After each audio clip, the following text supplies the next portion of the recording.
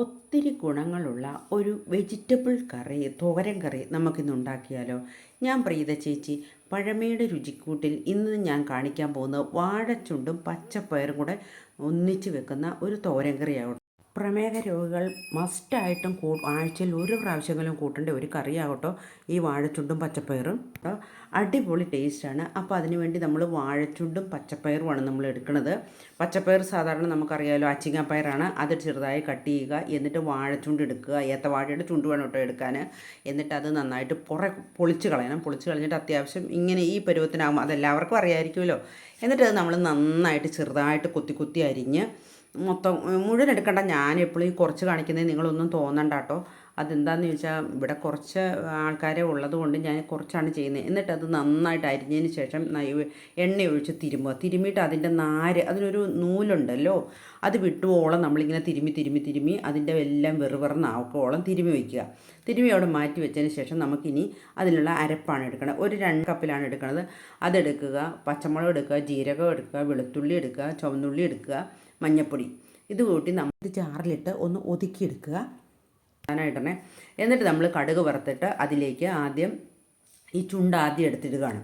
ചുണ്ട് തിരുമ്മി വെച്ചിട്ടുണ്ടല്ലോ, എണ്ണ തിരുമ്മി അത് നമ്മളിട്ട് ഒന്ന് പയ്യെ വഴറ്റി കഴിയണം. നന്നായിട്ട് ഒന്ന് അത് എണ്ണയൊക്കെ പിടിച്ച് ഒന്ന് വെറുവെറാന്നങ്ങ് ആവും. അപ്പോൾ ആ സമയത്ത് നമ്മൾ അതിൽ കുറച്ച് ഉപ്പ് ഇടണം. പിന്നെ നമ്മൾ പച്ചപ്പയർ നമ്മൾ കട്ട് ചെയ്ത് വെച്ചിട്ടുണ്ടല്ലോ, അതും കൂടി ഇടണേ. അത് ഇടുക. അതും കൂടി കുറച്ച് സമയം കൊണ്ട് വഴറ്റുക. നമ്മൾ വേറെ വെള്ളമൊന്നുമില്ല. ഞാൻ എൻ്റെ പാചകത്തിൽ അമിതമായിട്ടൊരു എണ്ണയൊന്നും ഉപയോഗിക്കാറില്ല കേട്ടോ. എന്നിട്ട് അപ്പോൾ അങ്ങനെയാണ് നമ്മൾ ചെയ്യേണ്ടത്. കാരണം നമ്മുടെ ആരോഗ്യമുള്ള ശരീരമില്ലേ നമുക്ക് വേണ്ടത്. പണ്ടുള്ളവരൊന്നും ഇതുപോലെ, ഇപ്പോഴത്തെ കാലത്ത് ഭയങ്കര എണ്ണ ഒഴിക്കുകയാണ്.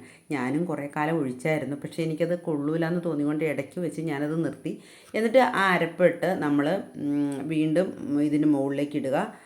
ഒരു മീഡിയം ഫ്ലെയിമിൽ വെക്കാവുള്ളൂ കേട്ടോ. കാരണം അത്യാവശ്യം നമ്മുടെ ചുണ്ടും പയറും വെന്തിട്ടുണ്ട്. അപ്പോൾ ഒരു മീഡിയം ഫ്ലെയിമിൽ വെച്ചിട്ട് കുറച്ച് വെള്ളം ആ പാത്രത്തിലൂടെ ഉള്ളത് അങ്ങ് ഒഴിക്കുക. എന്നിട്ട് മൂടി വയ്ക്കുക. മൂടി വെച്ച് മീഡിയം ഫ്ലെയിമിൽ വെച്ച് വെന്ത് കഴിയുമ്പോൾ നമ്മൾ ഒന്നുകൂടെ മറച്ച് വെക്കുന്നു. അത് വെന്ത് കഴിയുമ്പോൾ അതിലേക്ക് നമ്മൾ കുറച്ച് കടുക്, ഉപ്പ് പാകത്തിനുണ്ടോ എന്ന് നോക്കുക. എന്നിട്ട് ഇല്ലെങ്കിൽ ഉപ്പിടുക. കുറച്ച് ഉലുവാപ്പൊടി ഇടും. ഭയങ്കര ടേസ്റ്റാണ് കേട്ടോ ഉലുവാപ്പൊടി. നിങ്ങൾ ഇച്ചിരി ഉലുവ പൊടിച്ച് വെക്കണം. എന്നിട്ട് ആവശ്യമുള്ളതിന് മാത്രം നമ്മൾ ലാസ്റ്റ് ഇച്ചിരി ഉലുവാപ്പൊടി ഇട്ടു, ഇച്ചിരി കരിവേപ്പില ഇട്ടു. നല്ല ടേസ്റ്റി സാധനമാണ്.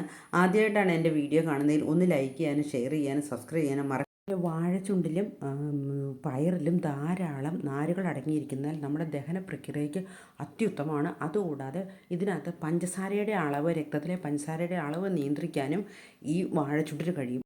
പ്രമേഹ രോഗികൾ ആഴ്ചയിൽ ഒരിക്കലെങ്കിലും വാഴച്ചുണ്ട് തോരൻ വെച്ച് കൂട്ടുന്നത് നല്ല